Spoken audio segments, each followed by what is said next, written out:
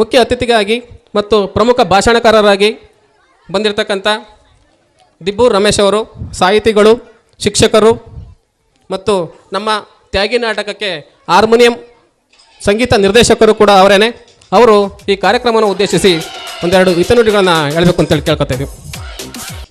ಶ್ರೀ ಲಕ್ಷ್ಮೀನಾರಾಯಣ ಸ್ವಾಮಿ ದೇವರನ್ನು ಅಂತರಾತ್ಮದಲ್ಲಿ ಸ್ಮರಿಸಿ,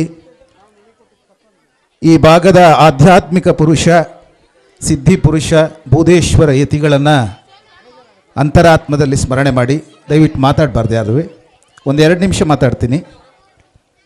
ಈ ಒಂದು ವೇದಿಕೆಯಲ್ಲಿ ಆಸೀನರಾಗಿರ್ತಕ್ಕಂಥ ಎಲ್ಲ ಆತ್ಮೀಯ ಅಧಿಕಾರಿಗಳೇ, ಜನಪ್ರತಿನಿಧಿಗಳೇ ಮತ್ತು ವೃತ್ತಿ ಬಾಂಧವರೇ ಹಾಗೂ ಪೋಷಕರೇ ಮತ್ತು ಈ ಶಾಲೆಯ ಏಳಿಗೆಗಾಗಿ ಸಾಕಷ್ಟು ಸಹಕಾರವನ್ನು ನೀಡಿದಂತಹ ಅತಿಥಿಗಳೇ, ಇವತ್ತು ಕುದುರುಗುಂಡಿ ಶಾಲೆಗೆ ಮತ್ತು ಕುದುರುಗುಂಡಿ ಗ್ರಾಮಕ್ಕೆ ಒಂದು ಹಬ್ಬದ ವಾತಾವರಣ ಇವತ್ತು ಈ ದೇವಸ್ಥಾನದ ಮುಂಭಾಗದಲ್ಲಿ ನಿರ್ಮಾಣ ಆಗಿದೆ.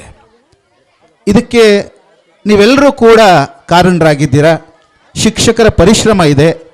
ನಮ್ಮ ಇಲಾಖೆಯ ECO ಮೇಡಮ್ರವರು ಭಾಳ ಅರ್ಥಪೂರ್ಣವಾಗಿ ಮಾತಾಡಿದರು. ನಾನು ಒಂದೆರಡು ವಿಚಾರಗಳನ್ನು ಅಷ್ಟೇ ನಿಮ್ಮ ಜೊತೆ ಹಂಚ್ಕೊಳ್ಳಿಕ್ಕೆ ಬಯಸ್ತೇನೆ. ನನಗೆ ಗೊತ್ತಿದೆ ಸಮಯ ತುಂಬ ಹೋಗ್ತಾ ಇದೆ. ನಾನು ಕೂಡ ಕಾತರದಿಂದ ಕಾಯ್ತಾ ಇರೋದು ಮಕ್ಕಳ ಕಾರ್ಯಕ್ರಮಕ್ಕೋಸ್ಕರ.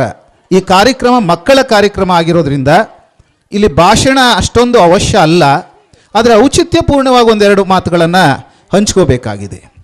ಬಂಧುಗಳೇ, ಸರ್ಕಾರಿ ಶಾಲೆ ಅಂದರೆ ಇವತ್ತಿನ ದಿನಗಳಲ್ಲಿ ಸ್ವಲ್ಪ ಉಪೇಕ್ಷೆ ಇದೆ, ಅಂದರೆ ಸ್ವಲ್ಪ ನಿರ್ಲಕ್ಷ್ಯ ಇದೆ ಸರ್ಕಾರಿ ಶಾಲೆನಾ ಅಂತ. ನಾನು ನಿಮಗೆ ಒಂದೆರಡು ವಿಚಾರಗಳನ್ನು ಈ ದೇಶದಲ್ಲಿ ಪರಿಸ್ಥಿತಿಯನ್ನು ನಾನು ಜ್ಞಾಪಿಸ್ಲಿಕ್ಕೆ ಬಯಸ್ತೇನೆ.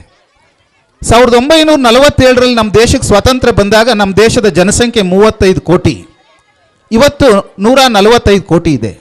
ಆ 35 ಕೋಟಿ ಜನಸಂಖ್ಯೆಯಲ್ಲಿ ವಿದ್ಯಾವಂತರಿದ್ದು 7ರಿಂದ 10%, ಅಂದರೆ 100ಕ್ಕೆ 100 ಜನರಲ್ಲಿ 7ರಿಂದ 10 ಜನ ಮಾತ್ರ ವಿದ್ಯಾವಂತರಿದ್ದರು, ಇನ್ನೆಲ್ಲ ಅವಿದ್ಯಾವಂತರಿದ್ದರು. ಆಗ ಸರ್ಕಾರ ಹಳ್ಳಿಗಳಲ್ಲಿ ಶಾಲೆಯನ್ನು ತೆರೆಯಲಿಕ್ಕೆ ಪ್ರಾರಂಭ ಮಾಡ್ತು.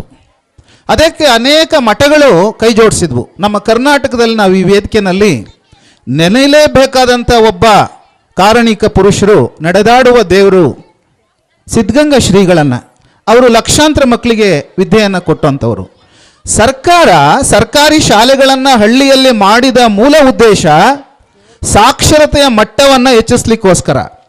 ನಾವು ಅರ್ಥ ಮಾಡ್ಕೋಬೇಕು, ಯಾರು ಶಿಕ್ಷಿತರಲ್ಲ ಅದು 1ನೇ ಪೀಳಿಗೆ, ಯಾರು ಶಿಕ್ಷಿತರಾಗ್ತಾರೋ ಅವರು 2ನೇ ಪೀಳಿಗೆ. ಆ